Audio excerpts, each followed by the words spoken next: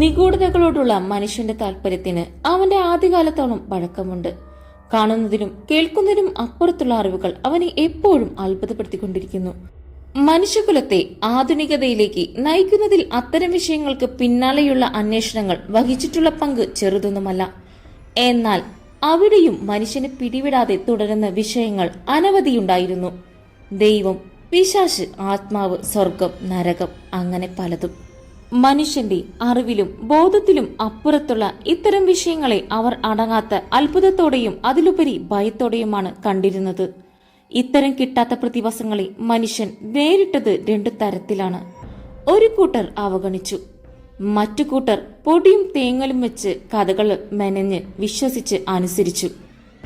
എന്നാൽ ഈ 21-ാം നൂറ്റാണ്ടിലും ഇതൊക്കെ വിശ്വസിക്കുന്നവരും അനുസരിക്കുന്നവരും ഉണ്ടോ എന്ന് ചോദിച്ചാൽ ഉണ്ട്. മന്ത്രവാദത്തിനെയും സാത്താൻ സേവയെയും അന്യഗ്രഹ ജീവികളെയും അടക്കം വിശ്വസിക്കുന്ന നമുക്ക് ചുറ്റുമുള്ള ഒരു വലിയ വിഭാഗം മനുഷ്യർ തന്നെയാണ് അതിന് തെളിവ്. ഇതൊന്നുമല്ലാതെ സമൂഹ മാധ്യമങ്ങളടക്കം ഇത്തരം വിഷയങ്ങളെപ്പറ്റി ചർച്ചകൾ നടത്തുന്നു, പഠനങ്ങൾ നടക്കുന്നു. എന്തിനേറെ പണ്ടെങ്ങും നിലനിന്നിരുന്ന സംഘടനകളെ കുത്തിപ്പൊക്കി അതിന്റെ സ്ഥാപകർ പോലും വിചാരിച്ചിട്ടില്ലാത്ത മാനങ്ങൾ കൊടുത്ത് സ്വയം അംഗമെന്ന് പറഞ്ഞു നടക്കുന്നവർ പോലും നമുക്ക് ചുറ്റുമുണ്ട്. അത്തരത്തിൽ അങ്ങേയറ്റം തെറ്റിദ്ധരിക്കപ്പെട്ട ഒരു പുരാതന സംഘടനയാണ് ഇലുമിനാറ്റി. അറിവിലും വിവേകത്തിലും മുന്തിയ ഒരു ലോകത്തെ ഭാവിയെ വാർത്തെടുക്കാനായി സ്ഥാപിക്കപ്പെട്ട ഇലുമിനാറ്റി എന്ന സംഘടന ഇന്നറിയപ്പെടുന്നത് അന്ധവിശ്വാസത്തിന്റെയും സാത്താൻ സേവയുടെയും മൊത്ത വ്യാപാരികളായിട്ടാണ്.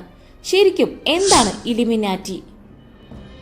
17-ാം നൂറ്റാണ്ടിന്റെ തുടക്കത്തിൽ പ്രൊഫസർ ആദം വെഡ്ഷോപ്പ് എന്ന നിയമപണ്ഡിതനാണ് ഇലുമിനാറ്റി എന്ന സംഘടനയ്ക്ക് രൂപം നൽകിയത്. 1776 മെയ് 1 ജർമ്മനിയിലെ ബവേറിയൻ എന്ന സ്ഥലത്താണ് ആദ്യം വെഡ്ഷോപ്പിന്റെ നേതൃത്വത്തിൽ ഈ രഹസ്യ സംഘടന തുടങ്ങിയത്. അതുകൊണ്ട് തന്നെ ബവേറിയൻ ഇലുമിനാറ്റി എന്നാണ് ഈ സംഘടന പൊതുവിൽ അറിയപ്പെട്ടിരുന്നത്. വിരലിൽ എണ്ണാവുന്നത്ര അംഗങ്ങൾ മാത്രമാണ് തുടക്കത്തിൽ സംഘടനയിൽ ഉണ്ടായിരുന്നത്. എന്നാൽ അവരുടെ ആഗ്രഹങ്ങൾ ഈ ലോകം തന്നെ പിടിച്ചെടുക്കാനും മാറ്റിമറിക്കാനും പോന്നതായിരുന്നു. മതം, സമ്പന്നർ, പ്രഭുക്കന്മാർ, അങ്ങനെ 17-ാം നൂറ്റാണ്ടിൽ സമൂഹത്തിന്റെ എല്ലാ മേഖലകളിലും സ്വാധീനം ചെലുത്തിയിരുന്ന ചില പ്രത്യേക വിഭാഗങ്ങളെ എതിർക്കുക എന്നതായിരുന്നു ഇലുമിനാറ്റി എന്ന സംഘടനയുടെ ലക്ഷ്യം.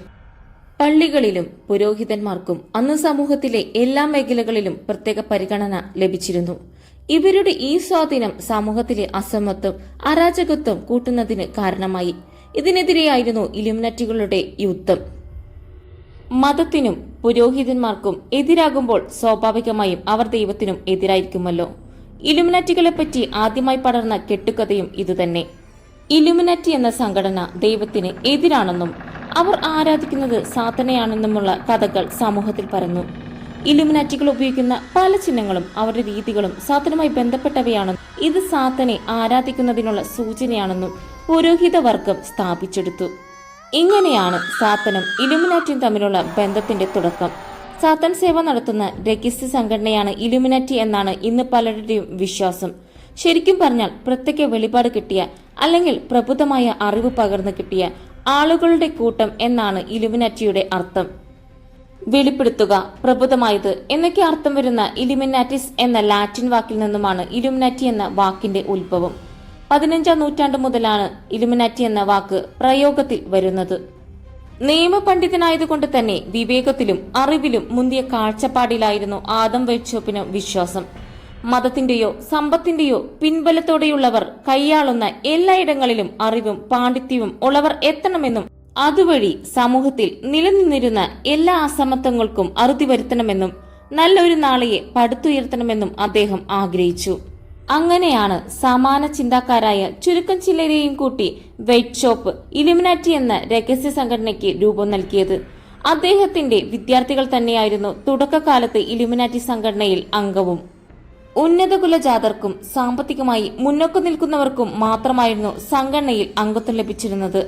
വ്യത്യസ്തവും വിചിത്രവുമായിരുന്നു ഇലുമിനാറ്റി സംഘത്തിന്റെ രീതികൾ. സംഘടനയിൽ ഉള്ളവർ തന്നെ കള്ളപ്പേരിലാണ് അന്യോന്യം അഭിസംബോധന ചെയ്തിരുന്നത്. സംഘടനയുടെ രഹസ്യ സ്വഭാവം നിലനിർത്തുന്നതിനു വേണ്ടിയായിരുന്നു ഇങ്ങനെ ചെയ്തിരുന്നതും. അതുമാത്രമല്ല, അവർ പരസ്പരം നിരീക്ഷിക്കുമായിരുന്നു. സംഘത്തിലെ അംഗങ്ങളെ പൊതുവിൽ 3 തട്ടായിട്ടാണ് തിരിച്ചിരുന്നത്. ആദ്യമായി അംഗമാകുന്നവരെ നോവീസ് എന്ന നിലയിലേക്കാണ് പരിഗണിക്കുക. ഇത് കഴിഞ്ഞാൽ മിനർവൽ, ഒടുവിൽ ഇലിമിനേറ്റഡ് മിനർവൽ എന്ന സ്ഥാനത്തേക്ക് എത്തപ്പെടും. ഈ 3 തട്ടുകൾക്കും ഉപതട്ടുകളും ഉണ്ടായിരുന്നു. ഗ്രീക്ക് പുരാതനങ്ങളിലെ ബുദ്ധിയുടെ ദേവതയായ അഥീനയുടെ പ്രതീകമാണ് ഓൾ ഓഫ് മിനർവയാണ് ഇലുമിനാറ്റി ഔദ്യോഗികമായി ചിഹ്നമായി സ്വീകരിച്ചത്. പിന്നീട് ത്രികോണത്തിനകത്തുള്ള കണ്ണുകൾ അഥവാ ഐ ഓഫ് പ്രൊവിഡന്റ് എന്ന ചിഹ്നവും ഇലുമിനാറ്റിയുടെ ഭാഗമായി ഉപയോഗിച്ചു തുടങ്ങി.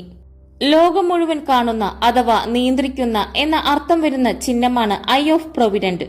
ഇലുമിനാറ്റി സംഘടനയുമായി ബന്ധപ്പെട്ട രേഖകളിലും വിവരങ്ങളിലും ഈ ചിഹ്നവും കാണാൻ സാധിക്കും.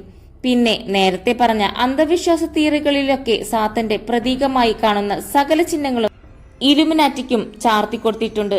17ാം നൂറ്റാണ്ടിൽ തന്നെ ഇലുമിനാറ്റി സംഘത്തിന്റെ കാഴ്ചപ്പാടുകളുമായി സമാനമായ ചിന്താഗതി വെച്ചു പുലർത്തിയിരുന്ന മറ്റൊരു സംഘടനയും നിലനിന്നിരുന്നു. അതായിരുന്നു ഫ്രീമേസൺസ്. അന്ധവിശ്വാസങ്ങളെ എതിർക്കുക, യുക്തിയെയും വിദ്യാഭ്യാസത്തെയും പ്രോത്സാഹിപ്പിക്കുക, ഇതൊക്കെയായിരുന്നു ഫ്രീമേസൺസിന്റെ ലക്ഷ്യം. ഇലുമിനാറ്റി സംഘത്തിൽപ്പെട്ടവർ ഫ്രീമേസൺസിൽ നുഴഞ്ഞുകയറി അവിടുത്തെ അംഗങ്ങളെ ഇലുമിനാറ്റികളാക്കാൻ ശ്രമിച്ചതായും പറയപ്പെടുന്നുണ്ട്. അതല്ല, ഫ്രീമേസൺസ് ഇലുമിനാറ്റിയുടെ സഹോദര സംഘടനയാണെന്നും ഗൂഢാലോചന സിദ്ധാന്തക്കാർ പറയുന്നു. അമേരിക്കയുടെ ചരിത്രത്തിൽ ഫ്രീമേസൺസുകളെപ്പറ്റി പരാമർശമുണ്ട്. ഫ്രീമേസൺസ് എന്ന സംഘടന അമേരിക്കയിൽ ഇപ്പോഴും രഹസ്യമായി നിലനിൽക്കുന്നുണ്ടെന്നും രാജ്യത്തിന്റെ അധികാര കേന്ദ്രങ്ങളിൽ പരമോന്നത സ്ഥാനങ്ങളിൽ ഈ സംഘടനയിൽപ്പെട്ട ആളുകളാണ് ഉള്ളതെന്നും പറയപ്പെടുന്നു. അതുമാത്രമല്ല, ഇലുമിനാറ്റിയെക്കുറിച്ചും ഇതേ കഥകൾ തന്നെയാണ് പരക്കുന്നത്. അതൊരു പക്ഷേ ഒരു രാജ്യത്ത് ഒതുങ്ങുന്നതല്ല, പകരം ലോകമൊക്കെ വ്യാപിച്ചു കിടക്കുന്നു എന്ന് മാത്രം. സംഘടനയുടെ തുടക്കം മുതൽ ലോകത്തിന്റെ അധികാരം പിടിച്ചെടുക്കുന്നതിൽ തന്നെയായിരുന്നു ഇലുമിനാറ്റിയുടെ ശ്രദ്ധ. അത് പക്ഷേ യുദ്ധത്തിലൂടെ ആയിരുന്നില്ല, അറിവിലൂടെയായിരുന്നു. ലോകം ഏകാധിപത്യത്തിലൂടെ പിടിച്ചെടുക്കാനായിരുന്നില്ല, പകരം അറിവും വിവേകവുമുള്ള അധികാര സ്ഥാനങ്ങളിൽ എത്തിച്ച് ലോകത്തിലെ എല്ലായിടത്തുമുള്ള ജനങ്ങളിൽ ഏറ്റവും സന്തോഷകരമായ സന്തുലിതമായ സാമൂഹിക ചുറ്റുപാടിൽ എത്തിക്കുക എന്നതായിരുന്നു ഇലുമിനാറ്റി സംഘടനയുടെ ലക്ഷ്യം. ലോകം പിടിച്ചെടുത്ത് അധികാരത്തിന്റെ ഉന്നത ശ്രേണികളിൽ എത്തുമ്പോൾ കൃത്യമായ ഭരണം നടത്തുന്നതിനായി യുക്തിചിന്ത, മാനവികത, മതേതര മൂല്യങ്ങൾ വൈറ്റ് ഷോപ്പ് തന്റെ അനുയായികളെ നിർബന്ധമായും പഠിപ്പിച്ചിരുന്നു. 1776 മുതൽ 1785 വരെയായിരുന്നു ബവേറിയൻ ഇലുമിനാറ്റി നിലനിന്നിരുന്നത്. 1785 ബവേറിയനിലെ ഡുക്കായക്കോൾ തിയോഡോർ ഒരു പുതിയ നിയമം നടപ്പിലാക്കി. ഇനി തന്റെ രാജ്യത്ത് രഹസ്യ സ്വഭാവമുള്ള സംഘടനകൾ പാടില്ല. ഇതോടെ ഇലുമിനാറ്റിയുടെ കാര്യത്തിൽ ഒരു തീരുമാനമായി. സംഘത്തിലെ അംഗങ്ങളുടെ വിവരങ്ങൾ പരസ്യപ്പെടുത്തിയും പ്രവർത്തനങ്ങൾ മരവിപ്പിച്ചും തിയോഡോർ ബവേറിയനിൽ നിന്നും ഇലുമിനാറ്റിയെ തുടച്ചു നീക്കി. ചരിത്രത്തിൽ ഇലുമിനാറ്റി അവിടെ അവസാനിച്ചിരിക്കുന്നു. എന്നാൽ കഥകളും കണ്ടെത്തലുകളും ഇവിടെ അവസാനിക്കുന്നില്ല. ചരിത്രപരമായി ശരിയോ തെറ്റോ എന്ന് ഉറപ്പിച്ചില്ലെങ്കിലും കൗതുകകരമാണ് ഇവിടെ മുതലുള്ള ഇലുമിനാറ്റി കഥകൾ. ഇലുമിനാറ്റി സംഘടനയിൽപ്പെട്ട അംഗങ്ങളെ പ്രധാനമായും 3 തട്ടുകളായി തരംതിരിച്ചിരുന്നുവെന്ന് നേരത്തെ പറഞ്ഞിരുന്നുവല്ലോ. അതിൽ ഏറ്റവും ഉയർന്ന സ്ഥാനത്ത്, അതായത് ഇലുമിനേറ്റഡ് മിനറൽസ് എന്ന തട്ടിൽ 9 പേരാണ് ഉണ്ടായിരുന്നത്.